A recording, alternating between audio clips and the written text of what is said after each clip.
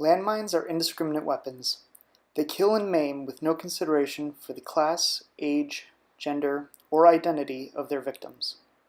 They are considered explosive remnants of war. After a conflict ends, they still lie in wait for a victim to wander by. Several of Nonviolence International's offices, and many more of our civil society partners, are involved in humanitarian mine action. We feel the need to share the significance of their work. We hope the following interviews of experts provide you with some greater context.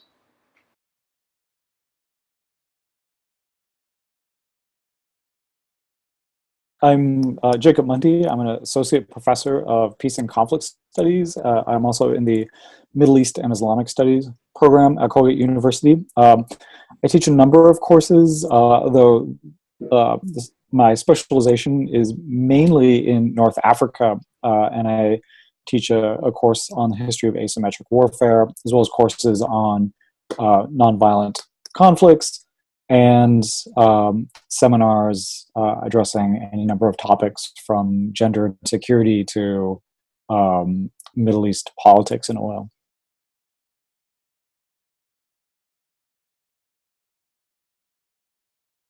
Yeah, I am a research coordinator and editor for the Landmine Monitor and the Cluster Munition Monitor for Mines Action Canada. Mines Action Canada is the coalition of nonprofits in Canada supporting the Mine Ban Treaty, the 1997 Mine Ban Treaty, also known as the Ottawa Convention, and the 2008 Convention on Cluster Munitions. We are the de facto treaty monitoring body. It's a civil society activity. We hold governments to account. The first major topic that I worked on is the Western Sahara issue. And I visited both Morocco, Western Sahara under Moroccan occupation, the liberated, quote unquote, liberated zones of Western Sahara, and the Western Saharan refugee camps in Algeria. I co-authored a book with Stephen Zunis in 2010 about that issue. In the case of Western Sahara, the landmines are a very prominent issue because the country itself is divided by a defensive wall that was constructed by Morocco in the 1970s and 1980s. The wall itself is filled with thousands of landmines, and these have been used effectively to separate Western Sahara into a population that is in refugee camps in Algeria and the rest living under Moroccan occupation. Western Saharans aren't allowed to freely cross the wall. The wall has become essentially a barrier in their lives, a political barrier, a social barrier, a cultural barrier. And it has, over the years, caused a number of accidental deaths due to mines that were left behind during the construction of various sectors of the wall, and due to just sort of the shifting of mines due to winds and sand and that sort of thing. Spain occupied Western Sahara in 1884. Spain began more aggressively occupying, colonizing, developing the interior of the country in the 1950s and the 1960s, especially after the discovery of some rather lucrative phosphate deposits. Spain finally relented to international pressure as well as local resistance from the Sahrawi population in the 1970s and said that it would decolonize through a vote on independence. Morocco, which did not want the territory to become independent, opted to invade in November 1975, driving Spain out of the territory eventually in January of 1976. And from that point onwards, you've had a conflict between Morocco and Western Saharan nationalists. You know, when one thinks about all of the unresolved conflicts in the world, this one is not one that often comes to mind or gets much international attention, but it's now at this point one of the longest standing conflicts on the African conflict. And as is frequently pointed out, it's also technically Africa's last colony, since this is an issue in which the people have never had a right to say who do they really want to rule them. You know, do they want to live with Morocco, or do they want to be in an independent country? And that right has been denied to them. And landmines are a part of the military situation on the ground that keeps this situation unresolved. The international campaign to ban landmines lobbied governments for a landmine ban, and first we tried to do that through the UN system. We tried to get an additional protocol to the Convention on Conventional Weapons that would ban comprehensively anti-personnel mines. This weapon was particularly objectionable due to its indiscriminate nature. Once a soldier or a insurgent lays one in the ground, they have no control over it anymore. It will kill or injure the next person that comes along, whether it's an enemy combatant or a civilian seeking refuge from armed conflict. And as such, we considered that it was already banned under international humanitarian law, which requires that combatants discriminate in their targets. They can't kill civilians or injure civilians in armed conflict. They must discriminate for military targets only. And their use of force must be proportionate. You may be living in an apartment building and maybe there's a terrorist downstairs.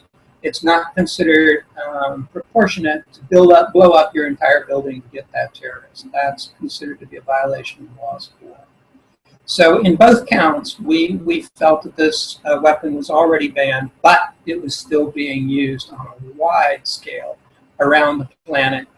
And it had the unique ability to carry the war into peacetime, because these things got scattered onto the ground, and after armed conflict was over, they kept killing and maiming civilians after the peace accord was signed. So we felt the weapon was totally illegitimate and needed to be comprehensively banned. The Mine Ban Treaty was the first humanitarian disarmament convention to come into existence. It was an activity that was started by civil society groups, primarily veterans organizations, humanitarian assistance organizations providing prosthetic limbs to people in war zones around the planet, and human rights organizations. It was launched in 1992. And I became involved when I was the Southeast Asia regional representative for Nonviolence International, when we had a regional non-governmental meeting in Cambodia in 1995 to develop the campaign within the Asian region. We were lobbying governments to begin negotiating a landmine ban. At the United Nations, governments discussed it, and the Convention on Conventional Weapons did come up with an optional protocol to that convention, which regulated the use of landmines. It did not comprehensively ban them. And this is because negotiations on disarmament at the UN take into account disproportionately the needs of the military needs. And our framework was not military needs. Our framework was humanitarian.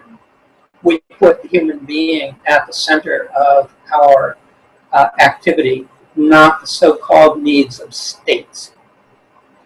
And so it was due to that experience where we realized that we could no longer depend on the governments to comprehensively ban the weapon, that we looked for a government we could work with, and Canada stepped up to look into doing it in another way. And that launched a completely new way of doing politics on the planet. The Government of Canada organized treaty negotiation meetings in different regions on the planet: South America, Africa, Asia, the Pacific, where the Canadian government invited governments in those regions to come together and discuss the negotiation of an international convention which would comprehensively ban anti-personnel mines. And that process became known as the Ottawa process. And governments did come together. They did negotiate outside of the UN, but at these regional meetings together, a document that comprehensively banned anti-personnel mines. And now the 80% of the world's governments, the vast majority, have joined that convention. And it is a convention that the UN Secretary General has called near universal, which means that it's part of customary international law. The Western Saharan nationalist movement, known as the Polisario Front, has agreed to international sort of norms to get rid of the landmines, and are working with NGOs to try to demine certain areas that are under its jurisdiction. And so there's been a process, an internationally monitored process in place to try to help get rid of any of these sort of legacy or loose mines that happen to be in the former war zones in Western Sahara. The UN has been largely supportive of Western Sahara, the Polisario Front's efforts to get rid of landmines. That the Polisario had signed what's called the Geneva Call to get rid of these landmines in recognition that they're an indiscriminate form of warfare. And then regularly the UN Secretary General will update the Security Council on the progress of these initiatives, though to a certain extent it's been done without any sort of strong leadership or mandate from the Security Council. It's been the initiative of activists, NGOs, people on the ground in the Polisario Front to address this issue, which especially affects people in the eastern side of the Morocco's defensive barrier, where they're trying to establish some normality of civilian existence, despite the fact that it used to be a very active war zone. Where the encouragement? Governments can do the right thing, but usually they need a lot of encouragement. So our coalitions in different countries around the planet provide the encouragement to governments to join the convention and then to implement it in a timely, swift, and comprehensive fashion within their country. Governments need this type of support from civil society. We can do media events which help raise the profile of it within a country by drawing attention to, say, mine victims in specific countries. I'm in Thailand right now where you're talking to me, and we did a bicycle ride from the Cambodian border into Bangkok by landmine victims from the border areas, and all the national news channels covered that, and that really raised the profile and the knowledge of people in society that, hey, this is a problem within the country, and we need to make sure the government does something about it. And so this is the type of activity that civil society groups can do, and in some cases civil society groups are actually implementing the convention with the assistance of government within a country. For example, doing mine clearance. There are humanitarian mine clearance organizations that are non-governmental but receive funding from governments that make sure that mines are cleared from the ground according to international mine action standards. The international mine action standards are something that civil society helped the global governments develop, and it provides a safe level of mine clearance so that formerly hazardous land can be returned to productive human use in rural and urban locations in different parts of the planet. It's, to a great degree, a global success story. Since the convention has come into existence, the number of victims to these weapons dropped every year up until 2 years ago. We have now had a small increase due to armed conflict in Yemen and Syria. In Syria, the government, which never joined the convention, has used anti-personnel mines. And in Yemen, a non-state armed group has used anti-personnel mines.